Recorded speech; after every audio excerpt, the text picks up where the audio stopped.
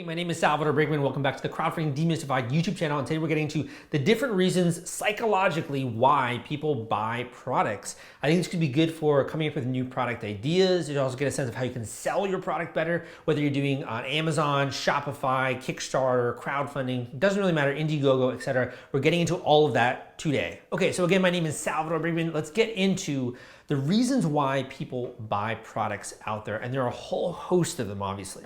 So this is gonna be a really in-depth video, but getting the sense of like the psychological triggers that people are checking off when they're buying a product. We only buy things when we feel like we don't have them already. We're buying things because we feel like we're lacking or there's something missing in life. And as an individual, you kind of almost think of it like an anthill, right? You have so many different ants out there that all come together to form this anthill. One individual ant can't just survive on his own. He needs help with other people. Because we're part of a market economy, we obviously need other people to help us with life in order to survive, in order to thrive.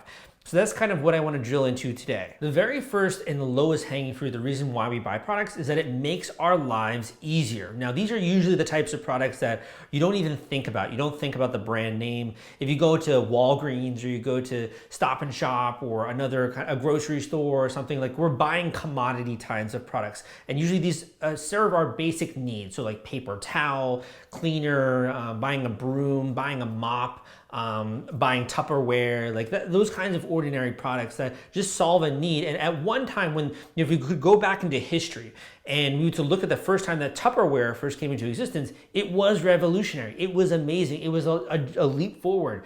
Because it's existed for so long now, it's just something that we don't even think about. We just say, I need Tupperware or I need this kind of a thing. And sometimes actually, if you go back in time, many of these brand names actually became the name of the product. So we don't say I need tissues, you say I need a Kleenex, right? And Kleenex is actually a brand name. Or when you're talking about ketchup, you might not say ketchup, you might say, do you have any Heinz, right? You might be talking actually about the brand name. So it's a really important distinction, but so many of the things we're buying in life are just simple commodities, and we're buying them to solve a very simple problem in our life. So we're buying paper towels in order to clean up spills. We're buying a mop because it makes it a lot easier to clean our floor. We don't have to be on our hands and knees in order to clean that. So usually these are very simple problems in life, and they're making our lives easier. You never want to be in this category. I'm telling you right now, if you're doing a Shopify store, Kickstarter campaign, Amazon store, whatever, you do not want to be in this category because otherwise you're going to be competing on price. Typically when someone's going and they're buying, paper towels or something like that, unless, if they're not very price sensitive, they might be getting the one that's the most like luxury, there's a lot like multiply and like really soft or something like that. But the average person, the average American is just going to be getting the one that's the cheapest and the one that, fits easiest and that gives at least decent value for that price. And they're just going to be comparing based on price. And you never want to be in this category, right? So you don't want to be in this reason why people buy products. As an individual entrepreneur, you cannot stand out in this category unless you're a major person, like you're an H&M, you're a Walmart, you're a Primark. That's a really good brand from the UK that's now coming into the United States, selling very cheap and good looking clothes, right? So you don't want to be in this category. The second reason why people will buy products is the feel that the product gives you. And this goes beyond the actual functionality. So if you were to just buy a product like a watch, that obviously is the function of telling you the time. We obviously have smartphones now, so we don't really need to know that anymore, but people still buy watches. Why is that? It's because it goes beyond functionality. So as the entrepreneur, as a creative type, the problem you're solving is actually an emotional problem where a person just by their very nature, not having a watch or anything like that, they don't feel the way they want to feel, right? They don't feel put together maybe. They don't feel professional, or they want to accentuate the level that they already feel. So maybe they already feel professional, but they want to feel even more professional, or they want to send a signal to people in their social network, right? So maybe they go and they buy a really expensive watch because they want other people to see that they have money to spend. They want other people to see that they're part of a social class. They want other people to see that they're very successful, where they themselves want to feel when they look down at their watch, look down at their time, that they feel like, oh yeah, like I made it this far, I can actually buy one of these watches. Or I'm so successful that I can now have something like this and I have a $2,000 watch, right? So a product, in addition to just solving a problem, can also solve an emotional problem. And this is typically why, as consumers, we buy most of the products that we do in life. It's not because we need them, it's because we want them. And the reason why we want them is we feel like we're lacking in some way. And I know that sounds weird, but it's 100% true. And if you look at, I'm a marketer, if you look at any marketing, all marketing tries to draw your attention to some way in which your life is lacking. And this product kind of almost is like a puzzle piece that once you have this thing, your life is going to be amazing, man. You know, I'm a salesperson, I'm a marketing person. That is really the bread and butter of marketing, is drawing people's attention to why their life is not complete without this product. And once they buy it, they have that sense and that feeling of completion. So I'll tell you, when I first bought this watch, like I felt amazing. Obviously now it's like been so long, like it's still cool, but I felt amazing. Like you feel almost like it's like ritzy. It makes you feel cooler, makes you feel more professional. I had so many people that noticed it when I would just go like to a bar or something like that. It just felt amazing. So I wasn't buying this just because I wanted to tell the time. It's because of how I wanted to feel and how I wanted other people to react to me. The third reason why people buy products is because of the values that they have, and they actually want to display those values to other people, and also subconsciously, I think, attract people that are like-minded. But they really just want to, it's a self-expression. It's kind of displaying your own set of values, the way that you view the world. And by owning this product, it says something about your own values, or it says something about what you care about, the type of world that you want to live in, the things that you like and that you consider to be important in this world. I remember in the early days when I first bought my first laptop, my first Apple laptop, and it's very like minimalistic and cool looking. And there was always this huge debate between PC and a laptop, and I mean a MacBook computer. And the whole thing was like PC guy, obviously the very successful commercials, like PC guy is like an engineer, a coder into Microsoft Word and Excel, whereas the Mac guy was like really cool and design and into video production and creation stuff.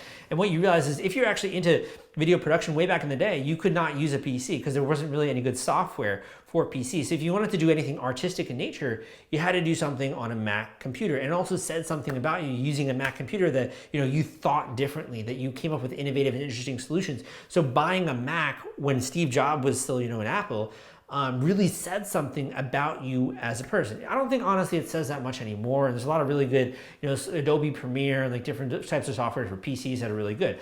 But back in the day, it would say something about you. It says something about your core set of values. If you had an iPod, you were the kid with the iPod, like back in the day. And it said you were the cool, like hipster kid, or the cool who had the latest trends, right? So it says something about you, your values, what you care about. And that's the third reason why people buy products, is to connect with other like-minded people, but also to display that to the world. By the way, this is also true of other products, even like tattoos and those kinds of things. And the reason why people get those when it comes to self-expression. The next reason why people buy products is that they already have one kind of product that then creates all this whole new set of problems that they need to find solutions for. So once I now have a iPod, or I now have an iPhone, now there are other problems that I have. Number one, I need a case for it in case if I drop it, right?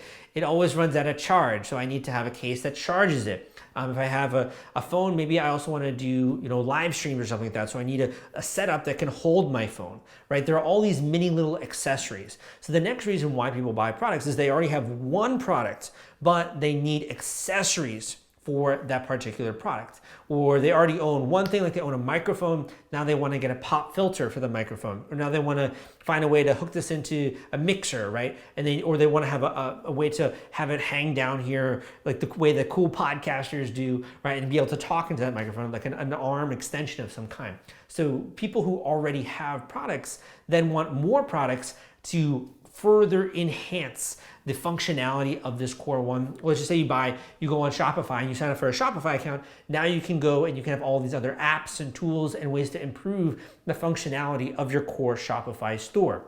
This is kind of the way that you think of generating product ideas, is you can look at, for example, someone who already has a hub kind of a product, or one product that requires others and accessories. And in that way, people are going to purchase these accessories because it helps them with the core product. I want to take a quick second to pause this video just to introduce you to the sponsor of today's YouTube video, which is The Gadget Flow. Gadget Flow reaches over 28 million people, and they've been around since 2012. They're Indiegogo and Kickstarter experts. They featured over 5,000 crowdfunding campaigns. If you have a tech or design campaign. It is a great platform to generate awareness and get backers. Check them out at thegadgetflow.com/submit and list your project today. Another major reason why people buy products is that it goes beyond just solving a simple problem in their life, like being able to, clean the floor or being able to wax your car or clean up a spill. It goes beyond those simple problems, but it actually comes down more to an identity problem. Now, that identity problem could be something that you want to achieve larger in your life. So I call this an identity problem because, in my opinion, whenever you try to accomplish something really big in life, it's really that you're trying to change your identity. And to sort of go a layer bit deeper, let's just say you want to get fit, right? You want to get muscles, you want to get a six pack, you want to look jacked or whatever, or you just want to slim down. What you're trying to do is you're trying to actually change your identity. So let's just say you're overweight, right? And you're unhealthy. Obviously, there are things you want to do when it comes to your health, but really, you don't want to be the overweight person anymore. You want to be slim, you want to be fit, you want people to give you compliments. You want to feel more attractive. You actually want to change your identity. And there's actually this phenomenon where a lot of people who are very overweight and then slim down and are really good looking, like really fit, they still psychologically feel like the overweight person. Or if let's say even with entrepreneurs, you're growing a business and you're making more and more money, but psychologically you still feel poor, right? And you're afraid to spend money, you're afraid to invest in your business. It's because you haven't yet changed your identity yet. But so often we want to do things like grow our business, become more fit, have a more healthy lifestyle, etc., because we want to have some kind of a core identity psychological change. Going with the fitness example, the reason why people buy P90X, the reason why people buy a Bowflex, the reason why people are going to buy an ab machine or a treadmill or workout bands that they see some Instagrammer use, and then they think these workout bands give them a really firm and toned, lower body. The reason why they're buying this is they want to have an actual identity change. And they view that this is a roadmap where I'm here where I am right now. I want to be fit. Maybe I want to have a six pack, or I just want to slim down. There's some kind of vision that I have of myself. And in the middle, getting to that vision is this product. This product helps accelerate the progress. So let's just take P90X, right? For example, this product, this workout program and nutritional program is going to accelerate my progress where I'm going to get there faster by following a blueprint and a plan that already works. If I buy a Bowflex, it's going to, for some reason, enable me to do workouts that I couldn't normally do. And thus, I'm going to become jacked and fit. I'm going to look like the people in the Bowflex commercials. That's literally my goal. When I see that, like, that's what I want. So other product ideas or other products, the reason why people buy them is because they want to have an identity transformational change, and the product helps them get there. That kind of leads me into the next reason why people purchase products, and that is because they admire the people who own them already. And this is kind of why if you have a celebrity endorsement, or you have a basketballer who recommends a certain brand of shoe, or you have Michael Jordan, recommending underwear, or Tiger Woods recommending Nike or something like that, this is why this works. The other reason why people viscerally, emotionally buy products or will grab this kind of a product or Beats headphones is because, let's just say their favorite music producer owns Beats headphones and they produce Beats headphones. They find out about it that way. They like Dr. Dre. They're like, I want to own one of these. I at least want to try it out and see if it's any good. When it comes to like other kind of fitness products, let's just say you see your favorite Instagrammer and you're a female and that Instagrammer is using exercise bands and they're really toned and fit. And you're like, oh, okay, so the way they got toned and fit, their implicit rationalization is that they use exercise bands to get toned and fit. Oh, so if I buy exercise bands, I'm gonna get at least one step closer to being toned and fit. Or you see someone, let's just say, who is using a Bowflex, and you're like, because they're using this product, and they look really good, if I use this product, I'm also going to look really good. It's an implicit rationalization. So the next reason why people buy products is they see someone that they admire or that they aspire to. And that person either outright recommends the product, or that person is using the product and thus other people want to use that product because they feel like it's the secret to get there. Here's another example. Casey Neistat, other YouTubers, other vloggers, other people that are really good with video production, they use a certain kind of camera. And everyone always asks, what kind of camera gear do you use? What kind of gear do you use for this? What kind of tripod do you use, right? And Casey Neistat and other people will say, it doesn't matter. Like, you can shoot really good quality content with any kind of camera. It does not matter what kind of gear you have. But everyone is like, if I get the same kind of gear that Casey Neistat has, I'll be able to make as good videos as he does. Or if I, get the same pen as like Stephen King, I can also write novels in the same way that he does. Like I want to almost own every single thing that he has in order to write the way that he does. Now, that's obviously, that could be true or that could be false. Sometimes the camera gear is what is causing, the blow up of a YouTuber. Other times it's not. Sometimes the fact that you have a podcasting microphone that's really high quality is what is causing people to say you have an amazing show. Other times it's not. You would think that this actually, like from a logical perspective, that people are, smart enough not to make this implicit logical conclusion behind the scenes. But emotionally, it is not true. And you've also done, every single human being has made this purchasing decision, even if it's something as simple as like Bang Energy. Like you see that with so many people on Instagram just showing this energy drink and then other people wanting to drink it because they're kind of curious about it, right? What it does is it sparks curiosity and it causes someone to start thinking about, if this person is using this and they're the way that I want to be, then maybe I also need to do this. And in some ways, it could be false advertising in that way. Other ways, it could actually be completely sincere, that this is what is behind this person's life and this is what they use. And because of that, they're able to get their results faster in life. It really is one of those things up in the air, but that's another reason why people buy products. The next reason kind of actually has to do with the ecosystem, but it's a little bit more refined. It has to do with hobbies. So people buy products because they like doing a hobby or they like participating in something. And in order to enjoy that hobby more, they want to buy a product that allows them to enjoy that hobby more. So that hobby could be skiing, right? And one of the problems they have with skiing, now that they enjoy this activity, is it's hard for them to carry their skis on top of their car. So what do they need? They need a product that helps to solve that problem. So participating in a hobby is actually an entryway point for marketers and entrepreneurs in order to then sell products to that individual. Let's just say they have another type of hobby where they love sewing or they love knitting, right? And then they start following all these sewing and knitting channels, and they realize that maybe this one knitter that they admire uses a special type of wool or uses these special instruments when it comes to knitting. So they want to buy that kind of a product to enjoy the hobby more.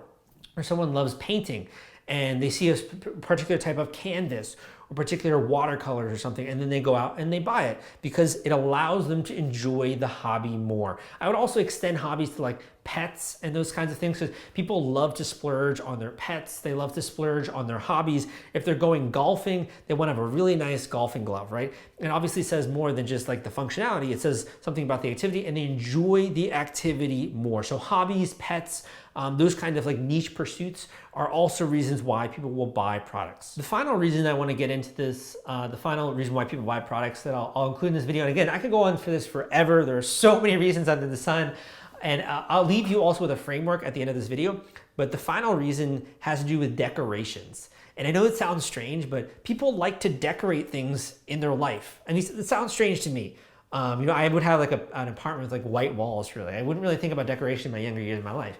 But people love to decorate their life because it changes the way they feel about their environment. So decoration could be something simple, like having a coffee table book. It could be a statue.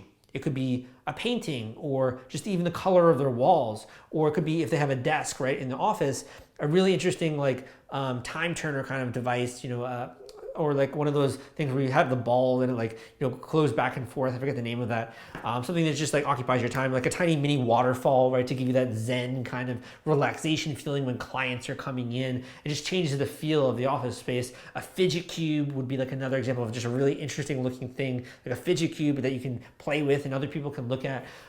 People like to decorate their life and their surroundings. So another reason why people might buy a product, Brookstone was like a good example of this.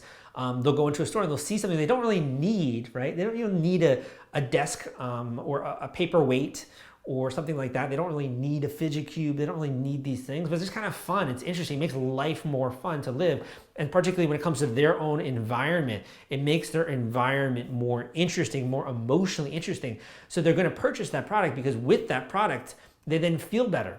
Like it's weird, but you introduce that variable into their life and they're like, actually, it feels better for a little bit, and just kind of get a little bit of a high playing around the fidget cube or a mini waterfall or something like that. Or there's a lot of like Zen stuff where like you have the sand, you have like a little raking the sand, right? And you can make it into different kinds of cool designs Normally someone might not really care about that. What function does it serve? It doesn't really serve a function. Aesthetically, like it's cool, it's interesting, but the reason why they're doing it is it fills their life with more interesting stuff. It makes them feel like they have a better and more interesting life, and thus they're gonna buy the products. The way I break down this as a marketer is understanding emotions, logical justification. Those are the two things. It's sort of like almost a continuum that I have in front of me. There's emotions and then there's logic. And usually logical, the more you get to logical, the more people are buying it just off of price because I need it to solve a very quick problem. The more you get to emotional, the more is I don't really care about the price. This is interesting. I want this thing. I want it. Like I need this thing. That's really where more sales are made based on like a one kind of a thing. So you want to have a bit of a balance where obviously if you just have a product that people want, they're gonna not just buy it because they're like, I don't know what it's made out of. I don't know the specs. I don't know if it's a high quality thing. You are always gonna need the logic behind it. You're gonna need to describe the functionality, what it's made out of, the specifications, that other people like this already, that it does what it says it's gonna do, right? So you do need the logic, but it's kind of like figuring out where the purchase decision happens. They first maybe need to get emotionally stimulated, and then that captures their attention. They'll find out more. They then are like, okay, this is legit, this is solid, this is made of good stuff. I'm gonna make the purchase decision. I wanna own this thing. Other people are first gonna start with the logic and the specs and then work this other way and then get more excited as they learn more. And they're like, okay, this thing really does do what it says. Wow,